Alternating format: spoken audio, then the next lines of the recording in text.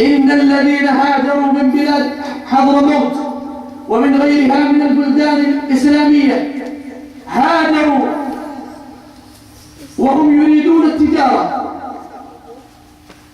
وذهبوا ضربا في الأرض يبتغون من فضل الله، فلما وصلوا إلى بلاد أندونيسيا ولما وصلوا إلى بلاد الهند وإلى بلاد السند وإلى غيرها من البلدان، ما الذي جعل تلك البلدان تدخل في دين الله أفواجا؟ أكانوا يقفون خطباء في الناس؟ أكانوا يتعرضون للناس في النوادي وفي المجالس وفي الطرقات وفي الأزقة يدعونهم إلى دين الله؟ قد يكون هذا حصل، لكن قليل إذا ما قارناه بالأسلوب الذي جعل تلك البلدان وتلك الملايين المملينة تدخل في دين الله أفواجا، ولا زال أهلها متمسكون بدين الله إلى يومنا هذا. ما الذي فعله أسلافنا وهم إنما ذهبوا للتجارة؟ إنها الأخلاق، إنها الدعوة إلى الله بالأعمال، الدعوة إلى الله بالأخلاق، الدعوة إلى الله سبحانه وتعالى بالمعاملة. هذه الدعوة وهذه الوسيلة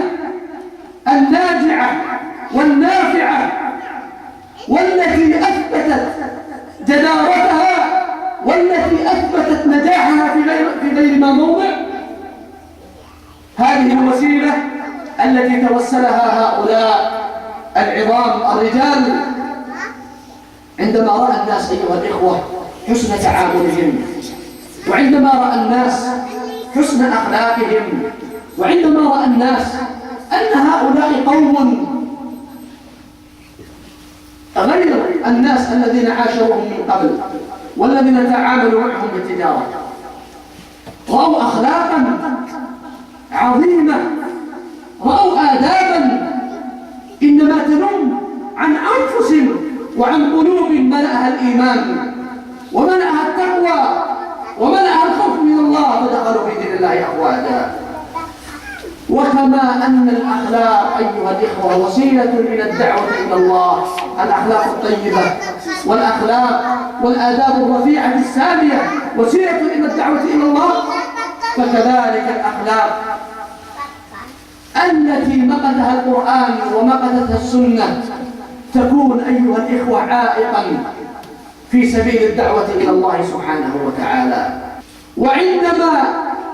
ينظرون إلى بعض المسلمين ممن اسمه محمد وعلي وبلال وخالد وغيره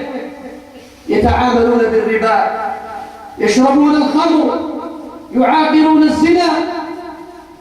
يكذبون ويسرقون ويتحايلون ويعبثون ويماطلون، لا يحكم عليه لشخصه، وإنما يقول فلان المسلم، فلان محمد المسلم فعل كذا، فلان علي المسلم فعل كذا، فيحكم على المسلمين جميعهم بأخلاقه، فتأثم أنت وتغرم ولا تسلم بسبب هذه الأفعال التي هي في نظرك صغيرة لكنها عند الله عظيمة، إذ أنك تحول بين الناس وبين اتباع دين الله سبحانه وتعالى، فيكون عليك وزر وتتحمل الإثم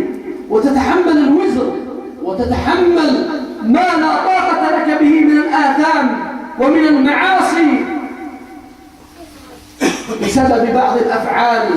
التي يقيسها هؤلاء الناس على المسلمين كلهم ويحكمون على المسلمين بك